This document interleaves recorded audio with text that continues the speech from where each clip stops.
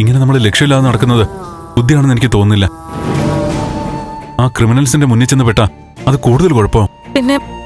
പിന്നല്ലാതെ വേറെ എന്ത് ചെയ്യാൻ പറ്റുന്ന നന്ദൻ ഈ പറയുന്നത്?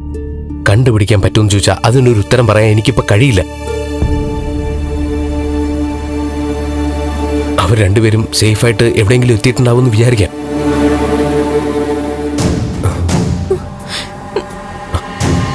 അത് മാത്രമല്ല, ഇനി ഈ രാത്രി അവർ തെരഞ്ഞെടുക്കുന്നതും ബുദ്ധിയല്ല. അതെ, നമുക്ക് ഒന്ന് റെസ്റ്റ് എടുക്കാൻ എവിടെയെങ്കിലും സ്ഥലമുണ്ടോ എന്ന് നോക്കാം. എന്താ പറഞ്ഞത്? റെസ്റ്റ് എടുക്കാന്നോ? അതെ, ദിക്കറിയാതെ നമ്മൾ കൂടുതൽ ഉൾവനത്തിലേക്കാണ് പോകുന്നെങ്കിൽ കുഴപ്പമാവും.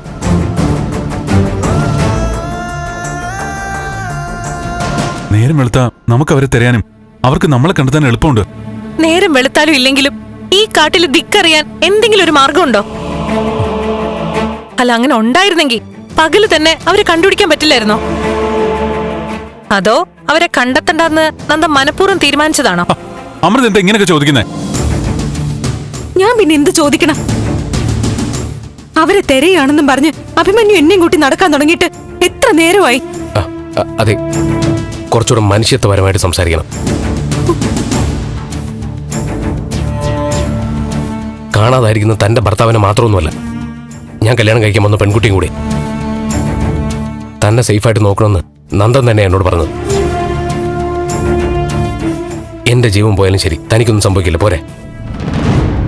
ജീവൻ കൊടുത്തും നിങ്ങൾ എന്നെ രക്ഷിക്കുമെന്ന് ഞാൻ കരുതിയിരുന്നു.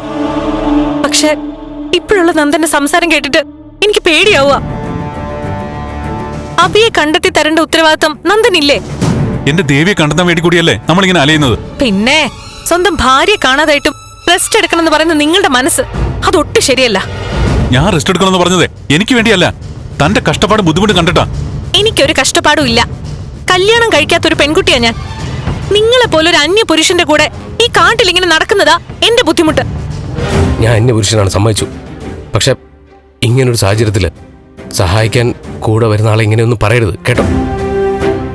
വിശ്വാസമില്ലാത്തതല്ല അഭിമന്യു, ഒട്ടും പരിചയമില്ലാത്ത ഒരാളുടെ കൂടെ ഈ വനത്തിലൂടെ നടക്കുമ്പോ ഒരു പേടി, അത്രേ പറഞ്ഞുള്ളൂ. താൻ പേടിക്കണ്ടെന്ന് എനിക്ക് പറയാൻ പറ്റൂ. എന്റെ ബുദ്ധിമുട്ട് നിങ്ങൾ മനസ്സിലാക്കണം. നിങ്ങൾ നല്ലവനായിരിക്കും, പക്ഷെ ഇത്തരം ഘട്ടങ്ങളിൽ ഞങ്ങൾ പെണ്ണുങ്ങളുടെ മനസ്സിൽ ഒരു അരക്ഷിതാവസ്ഥ ഉണ്ടാവും. നന്ദന്റെ കൂടെയുള്ള അമൃതയുടെ മനസ്സിലും ഇപ്പൊ ഇതേ ഭയം ഉണ്ടാവും.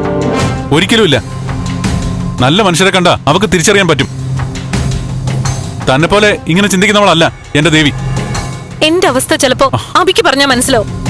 നന്ദനോട് പറഞ്ഞിട്ട് കാര്യമില്ല. ശരി, നടക്ക്.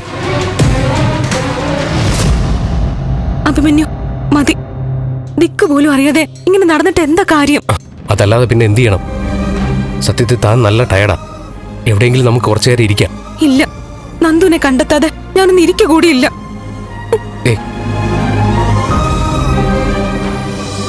എനിക്ക് എന്റെ അബിയെ കണ്ടെത്തിയേ പറ്റൂ. മതി വായിട്ട് അലച്ചത്. റെസ്റ്റ് എടുക്കണ്ട, നമുക്ക് അവരെ തരയാം. പക്ഷെ ഓർത്തോ, നടന്നു ചെന്ന് ഉൾക്കാട്ടിലെത്തി നാളെ ഏതെങ്കിലും വന്യമൃഗത്തിന്റെ ബ്രേക്ക്ഫാസ്റ്റ് ആവും നമ്മള്. ആയിക്കോട്ടെ, ഇതിനൊക്കെ ഭേദമേ അത് തന്നെയാ.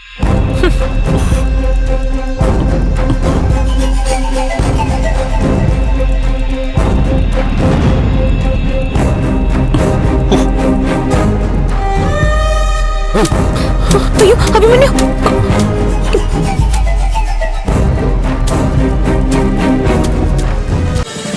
ഫ്ലവേഴ്സ് ഒരുക്കുന്ന കാഴ്ച വസന്തം യൂട്യൂബിൽ പ്രേക്ഷകർക്ക് ലൈവായി കാണാം. ഫ്ലവേഴ്സ് കോമഡിയിൽ ജോയിൻ ചെയ്യൂ, ആസ്വദിക്കൂ.